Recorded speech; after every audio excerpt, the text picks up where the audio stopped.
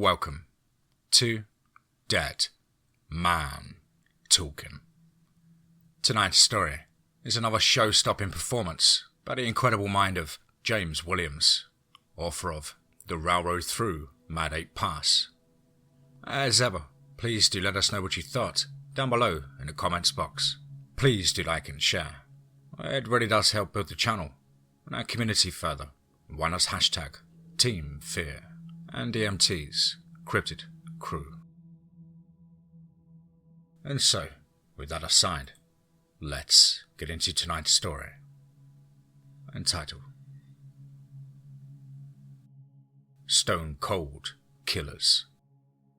Part 1. Let's get straight into that.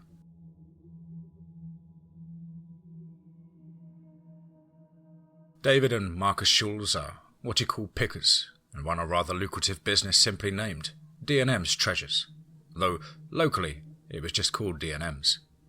They made their living buying and selling things considered junk by most, but have value to collectors or interior decorators.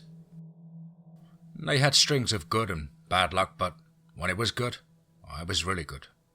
Mark always operated on the up and up, sometimes paying more than he should because he felt obligated to give a fair price. His brother David, on the other hand, tended to be underhanded and cheap. On a tip from a fellow picker, they turned onto a dirt driveway, bouncing and bumping their way down into the woods until an old farmhouse came into view. Despite its age, the house was in really good shape, but there wasn't much to look at in the way of stuff to buy. "I think we made a wrong turn?" Mark asked. "Nah, this is what the GPS said," David replied. "Well, it's been wrong before. Remember Statesville?" Mark said with a grin. Please, don't ever mention Statesville again," David groaned, figuring it wouldn't hurt to give a knock and see if they were in the right place. The brothers got out of the box truck and made their way up the steps. An older man met them at the door, shotgun cradled in the crook of his arm. "Can I help you, boys?" he asked through the screen door. "Are you Gerald?" David asked. "I am," Gerald responded. "I'm Mark and David. My buddy Steve told me that you had some stuff you're willing to part with," David replied and motioned to his older brother and himself as he gave the introduction. After pleasantries were done, it was agreed that the boys would check out his collection of oddities, and the three made their way around the house to the backyard. Like the front yard, the back was loaded with goodies. It was neatly laid out in rows of signs, cars, and motorcycles, as well as parts for both. One shed was floor to ceiling with vintage farming equipment and bicycles, while another was chock full of jugs, bottles, cans, and crates. It truly was a treasure trove of cool stuff in the brothers' eyes. Gerald was willing to negotiate on some things, not so much on others. One thing he never gave up or put down was a double-barrel scattergun. It wasn't too unusual to be confronted with a gun on arrival, but never had they had an armed escort around the property. They tried not to pay too much attention to it, with the progress they were making in filling their truck. And stepping around the last building, on the off chance there was something behind it, Mark froze and stared in confusion at a group of 6 stone statues standing in a circle. He made his way over to examine them, since he had a line on a woman that was looking for lawn and garden ornaments. Each statue was posed differently, and none of them looked the same other than the type of stone they were made of. The details of their faces, hands, and clothes were immaculate. In all, they were 4 that looked like men and 2 that resembled women, and 3 of the men had beards while the 4th only sported a mustache. Yet all of them, male and female, had long hair. They appeared to be from the Middle Ages and simply dressed. Mark had seen many statues from this era, but none so well done of what would have been commoners. He raised a brow when he noticed that they were each wrapped and linked together in chains. On closer inspection, he noted that the chain was iron, crusted over with some type of crystal. Rubbing his finger across the link, he smelled the substance that came off. Salt? What the fuck? He started to mutter, but was interrupted. "What you doing back here?" Gerald called, making Mark jump out of his skin. "Jesus Christ, Gerald, you scared the hell." He started, but was cut off again. "Get away from there," Gerald yelled, cocking the hammers on the gun but keeping the barrel pointed at the ground. "Whoa, don't shoot," Mark said, stumbling over his own feet and falling down. And Gerald's eyes were locked onto the statues, not the man that was crawling on the ground. David came charging around the corner after hearing his brother's words.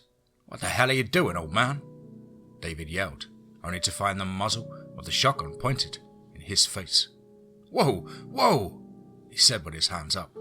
The gun quickly swung back around in the direction of the statues. "You boys best be packing it in and heading on out," Gerald said, waiting for them to get moving back around the building before backing away and following them. "Oh, that was intense. What's up with those chains?" Mark said in a low voice.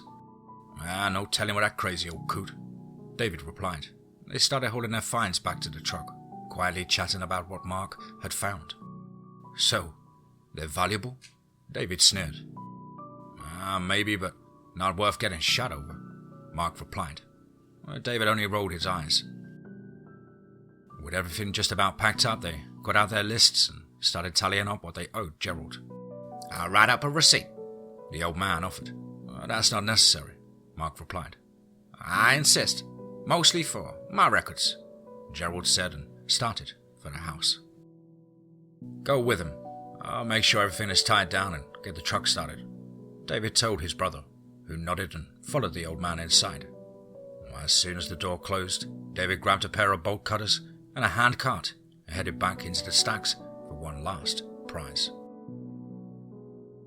He returned to the truck and loaded his pilfered goods as far as he could, where he started to go back for another trip, but his brother and Gerald exited the house with only Mark coming down the steps, a slip of white paper in hand. Settled in with what they had, David locked up and got into the cab with Mark, and the two set out on their way back to their shop. And the two got a bite to eat on the way and discussed what they had and who they thought they could get the best price from. The various collectors in their Rolodexes had different tastes and depths of pockets. Phone calls were made as they drove, and by the time they were back home, half the stuff they'd bought was already sold and needed to be shipped. However, it was a long trip and it was late by the time they got back, so it was decided that they would unload their products the next day. David hung around a little while after Mark had left, taking the chance to retrieve and hide what he had stolen. Untying the statue, he shifted it onto the handcart and wooded off the truck. The warehouse they owned was quite large and full of things they had found over the years. With high ceilings and hundreds of lights, maintaining lighting, it wasn't easy. At some point, they mostly gave up on changing the bulbs, unless they were having a big show, and the only area that was kept lit was the processing area, the cleaning and repair stations and, of course, their offices and bathrooms. David brought the statue into one of the cleaning bays and gave it a wash down of dirt, moss, rust and salt. It didn't improve the look much, but at least it was clean now. He left the light on by mistake but closed the door behind himself as he walked out. He'd have to find a better hiding place tomorrow, but for now, he didn't want to trample water all over the place. He turned off the rest of the lights and headed out, locking up and going home for the night. His plan was to get there early and move it before Mark showed up, even though he hated getting up as early as his brother. Mark was always up before the sun even started to peek over the horizon, and today was no different. He found himself eating breakfast while looking over the manifest of their last haul. They'd spent just over $2,000 but stood to make 6 times that between individual sales and auctions. Not bad for a day's work, he smiled. He left his dishes in the sink, got dressed in jeans and his lucky shirt, grabbed his keys, and headed out of the door. It was a short drive to the warehouse where the parking lot was empty, as usual, flipping the keys over and over in his hand as he walked to the side door, humming the tune of a song he'd heard on the radio. Unlocking the door, Mark stepped inside and strode across the room to the main switchboard. The few lights in the storage area were just enough for him to see how to get there without tripping over anything. At about halfway across the room, he noticed a light shining under the door to one of the cleaning rooms. Odd, he said, raising a brow.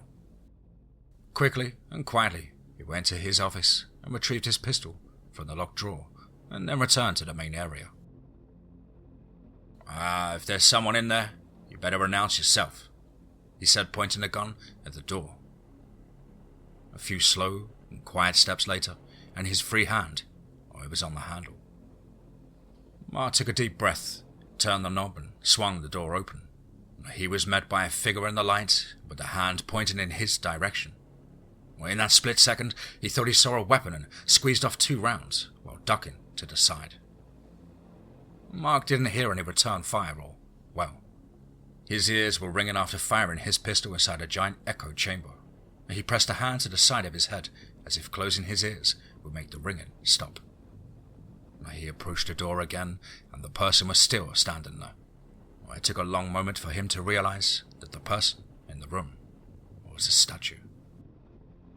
Oh, thank God. He let out a sigh of relief and started laughing to himself. Wow, that was great. He froze and stared at the statue. What the fuck? He muttered and took a closer look.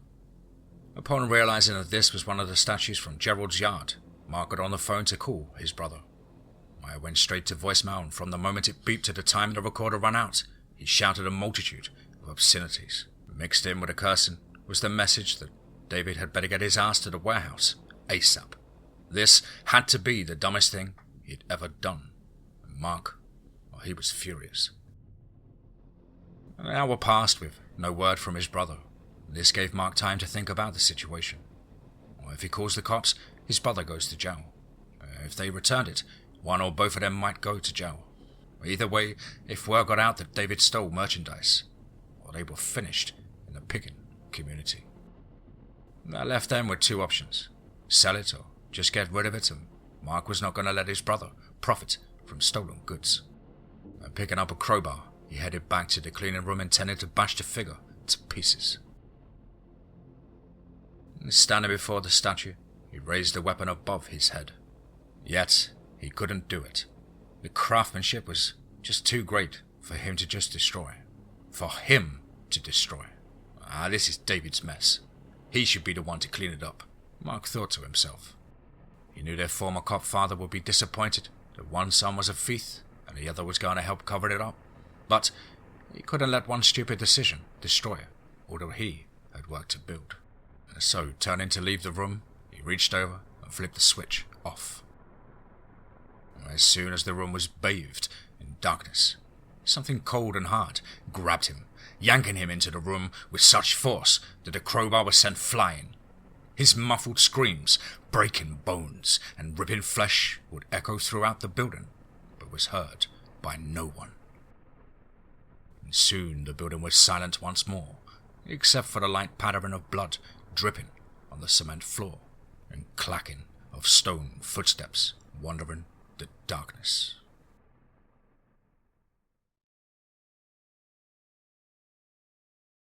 David opened a heavy eye and looked at the clock on the nightstand. It flashed 12 o'clock over and over. Picking up his phone, he saw that it was dead, making him groan and plug it in. A moment later, he saw the time was 3 in the afternoon and nearly fell out of bed. Shit! He exclaimed as he tried to get dressed in whatever he could find. In the car, he plugged the phone in again to keep charging while he checked his voicemail. The message left by his brother confirmed that he was too late and the statue had been discovered. Damn it! He yelled, pounding on the steering wheel. The whole drive over, he tried to come up with some excuse, some reason that they should keep the statue. In his eyes, it could be worth thousands, and it will be all profit. He slowed to a crawl when he saw the flashing blue and red lights ahead, surrounding the main entrance to the warehouse. That rat bastard knocked on me, he said, but noticed there was an ambulance. Suddenly, he realized that wasn't the case, and his brother, he might be hurt. He lit the gas and sped into the parking lot, cleared the car and was in the building before anyone could stop him. The big garage doors were open, flooding the processing area with light. The door to the cleaning room was also open, and there was blood everywhere. Marcus! He called as he tried to enter the room to find his younger brother. Officers pulled him away so he couldn't contaminate the crime scene, though he did put up a fight. That is until a CSI tech stepped out of the room and with the tattered and bloody remains of his brother's lucky shirt in an evidence bag. Confirming the worst. "No! Oh God, no! Please, no!" he screamed, crumpling to the floor and began bawling his eyes out. He was so distraught that he had to be carried away from the scene and treated for shock.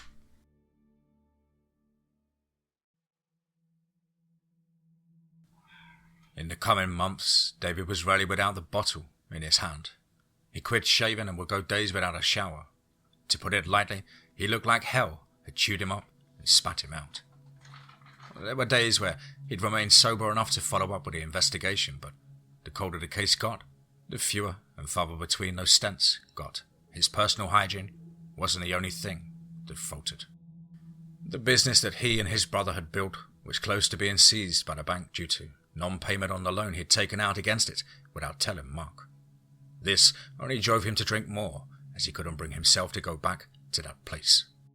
That is until he got totally smashed and found himself kicking in the door. By this point, the property was no longer his, and he was promptly arrested for trespassing and breaking and entering.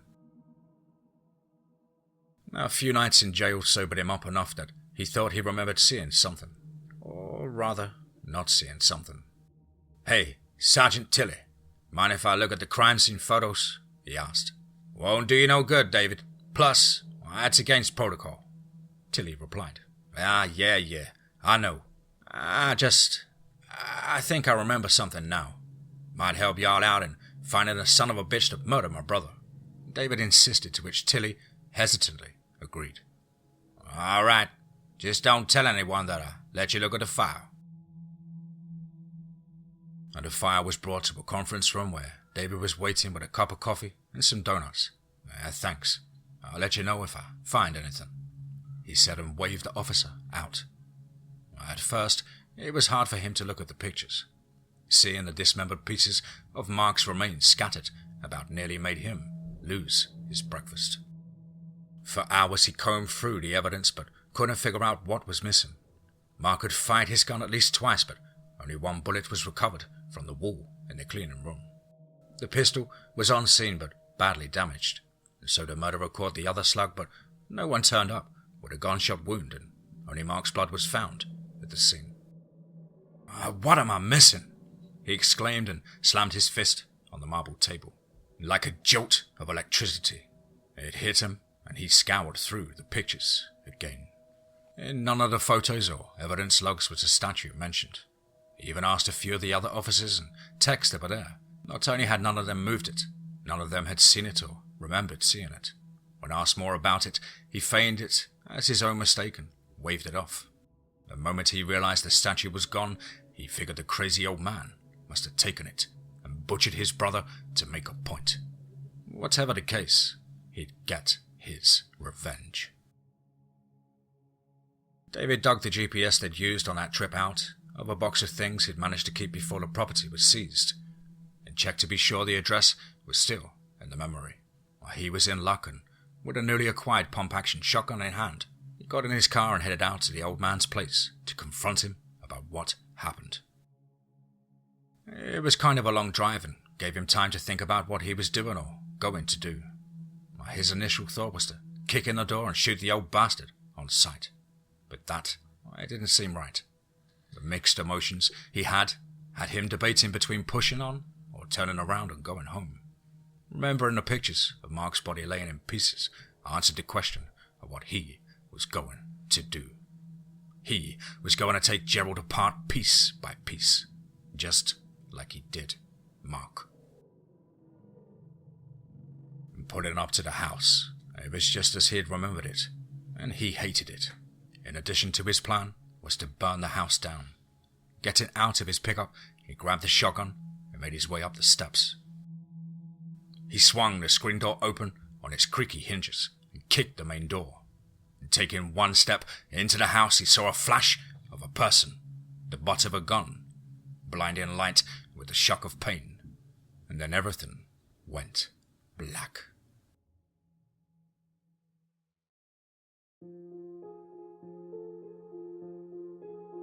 Wow. Certainly another one. Wow. As was expected with another James Williams story. Absolutely spine-tingling, expertly executed there. And I can see this being another channel favourite. Big thank you, James, for your incredible support and your incredible dedication and input. Really do get so excited when I see an email from yourself. Guys and girls, you know the drill. As ever, please do let me know what you thought down below in the comments box. Please do like and share. It really does help with the channel and our community further. Why not hashtag TeamFEAR and DMT's Cryptid Crew. If you're an aspiring writer or just want to have a crack at things like myself, then please do get in touch with me at the usual email as on screen, which is dmtforustofear@gmail.com. I really look forward to hearing from you. Well, I hope everybody's having a fantastic week at work or school or studying, whatever it is that you do, and I hope you're keeping fit and focused. But above all, guys, remember, be safe, not sorry.